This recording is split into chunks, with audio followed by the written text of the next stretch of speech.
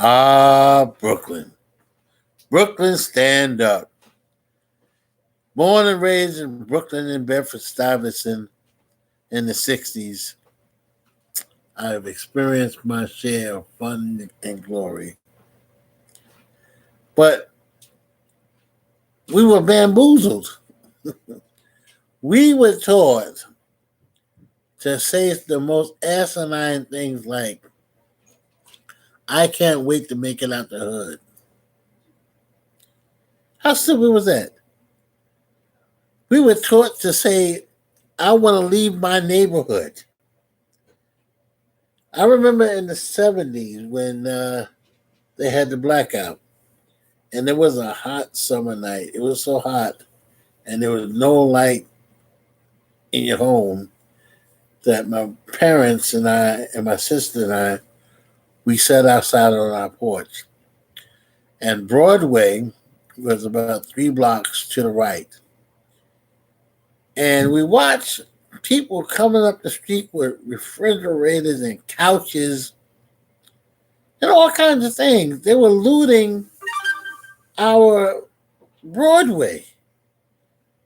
The 81st precinct was around the corner from Broadway. Yet they were looting and destroying our business section of our community. Now, when I was coming up, there was a factory. I think it was on the corner of Madison. There was one on the corner of Paxton Avenue in Madison. You were able to work in the neighborhood. But slowly but surely, the factory started disappearing. Of course, someone will call me now.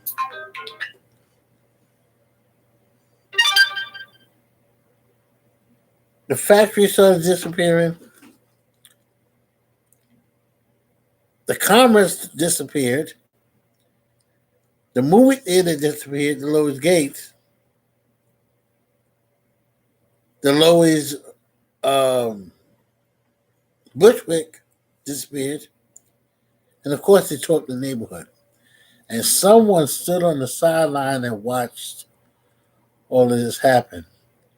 And then a couple of years later, they came and they started buying up the properties for $1.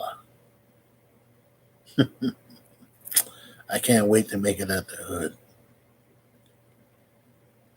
You know, it's interesting when you see these types of things. When you're in it, you don't realize that you're being bamboozled because everyone's saying the same thing. Ungawa, Black Power, destroy. You're taught these things as a child to say in unison. Certain things need to be unlearned. They really do. Because they're detrimental to the growth of our people and no good comes from it. Now listen to these lyrics in the songs now. Listen.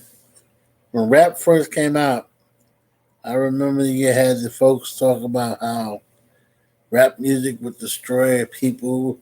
It was the devil's music. I guess the same way with rock and roll. But when it first came out, it was party music. Throw your hands in the air and wave them like you just don't care. Like just let it go. All your inhibitions just leaving you for a great time. But now, the music is so suggestive. It's telling you smoke weed every day. Who the ham sandwich is calling me? It's telling you smoke weed every day. And as people of color, yeah, we smoked our weed, we drank our liquor. But because I guess we're just strong people with strong genes, it wasn't enough. Now they're telling you to self-medicate with cough syrup. Cough syrup. You know what that does to your central nervous system? All these stuff was are sedatives. And then you add on to that Xanax and Molly and all these other crazy drugs. And oh, what about the one where you dip your cigarette in it?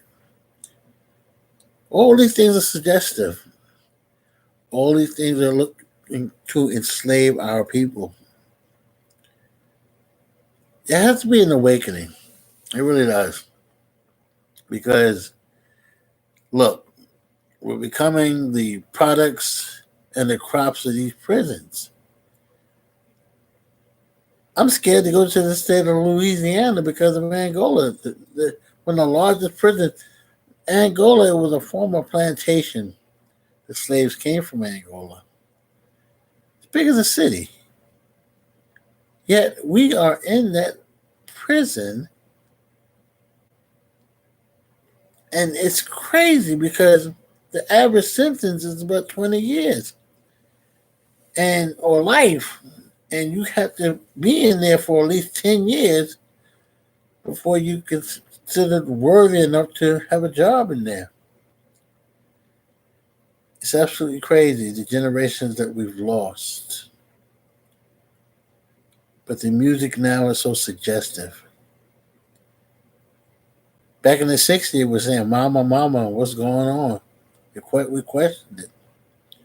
We questioned it. We were waking up. Panthers, we were waking up. There was an awakening. There was a renaissance going on. Then all of a sudden, someone said, no, no, no, no, no, no, no. Enter black exploitation. Oh, the movie theaters. We sat in those movie theaters along with the Kung Fu movies. We watched all the pimps and the whores. The pimps would come back to the neighborhood and kill everybody on these vigilante tours. I used to wonder, how can you kill 4 or 5 people and the cops never arrested these folks? But that's what these movies did. It's interesting. But then again, it goes back to when we were children, how we were being uh, taught that something was wrong with us. Think about it. You ever watch Sesame Street? Again, it goes back to shade. It goes back to shade. Um, all the dark creatures on the show, something was wrong with them. Grover had ADD because he could not sit still. Grover was all over the place. Then you had Cookie Monster. He was addicted to cookies. I don't know what the count problem was because I guess he was autistic. He just all he wanted to do was count things. And this is what we were subjected to. And don't even talk about Bugs Bunny, Daffy Duck. He was greedy. He was untrustworthy. It was crazy. This is what we grew up on. Pepe Le Pew, he was a rapist. One little cat telling him no. And he said, well, we make a little love. This is what we were subjected to in the 70s. It's time to wake up. A lot of these things we have to unlearn. We need to stop telling our children to say, I can't wait to make it out of the hood. Let's make our hoods better. With all that crazy talk about making them out the hood, we were tricked to leave our brownstones. We were living in $1 million homes in Brooklyn, in Bedford Stuyvesant, and now they're coming to take them. I walk through Bedford Stuyvesant now whenever I go to visit because we made it out the hood. Parents bought a beautiful ranch-style home out in Queens. We left one fare zone. We could walk to the A train, to the J train, to the G train, and ride to the city and back. One fare. But we left the comfort of that to move out to Queens in a two-fare zone, which meant we had to pay to ride the train to Queens and get off, and then pay to ride the bus to the house and walk a quarter mile down the road to the house. Nice house. Grass in the front, grass in the back. But that's the way it was. We were tricked. And we've been tricked all over the country to say that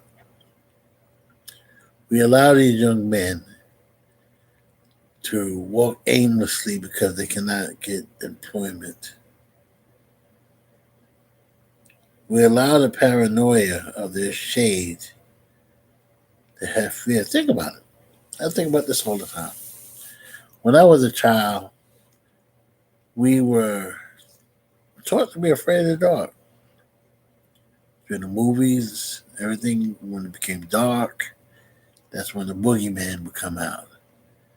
So you're so afraid of the boogeyman that while you laying in your bed, you were scared to look under your bed because you saw darkness. Mama closed the closet door. Oh, please close the closet door because you saw darkness. And the only thing that gave you comfort was this little light on the wall. Oh, nightlight. Nightlight could have been all the way down the hall, but the fact that you could see it, it gave you comfort. Crazy. Afraid of the dark. But it wasn't just us. Everybody was taught to be afraid of the dark. On Halloween, we were taught that the dark was evil. And because we said those magic words, trick or treat, that meant that we were believing that the dark was evil, and we were given sugary substances as a reward for believing that dark is evil. It's absolutely crazy. It's absolutely crazy. So let's recap. As a child, we're taught to be afraid of the dark. Okay. So now I'm living in the inner city, and everybody around you has been taught the same message, to be afraid of the dark. So now I'm walking down the major street. It's about 1 o'clock in the morning. And a group of young men who are dark are now approaching me. As they get closer, what's my natural inclination supposed to be? I'm supposed to be afraid now because I've been taught the dark is evil. I see that police officer in the pink houses in Brooklyn, the Asian kid. He's walking down the stairwell. He's been taught to be afraid of the dark. A dark man approaches him on the dark stairwell. He shot that gun. Pow! Because he was taught to be afraid of the dark. I'm watching Al Sharpton the other morning on the television. He's my man. I like Al. But they're talking about how to defeat the president. And the remedy was to introduce a shady character. Shady. What the hell does that mean? What, a touch of darkness in it? Oh, he was shady. What is it about me? And you say you're not talking about me, but how do you differentiate between that shade and that darkness? See, because it was a horrible movie. Why? Because it was dark. That man in Texas shot all those daggone people and ran to Vegas, shot all the people out from that window. You know what they said? It was because of his dark side. I lose all my money on my computer. Somebody steals my money. Where was it stolen from? Say it. The dark web. It's astounding. But then you tell me, well, listen, let's lighten this up and let's look to the bright side. Hmm. Oh, how wonderful would it have been if I was taught to pursue my dark side in a positive way. Because think about it, now you're acting like something that you're not. Things have to change. Mannerisms have to be unlearned in order for our people to become successful. We have to control our music. And we have to try to figure out, let's trace the dollars to see who's promoting these so called campaigns with this music. Because it's not, I mean, again, it's a wonderful beat. We get caught up in the melodic beat, but the message is horrible. Especially when you're talking about killing everyone in the room.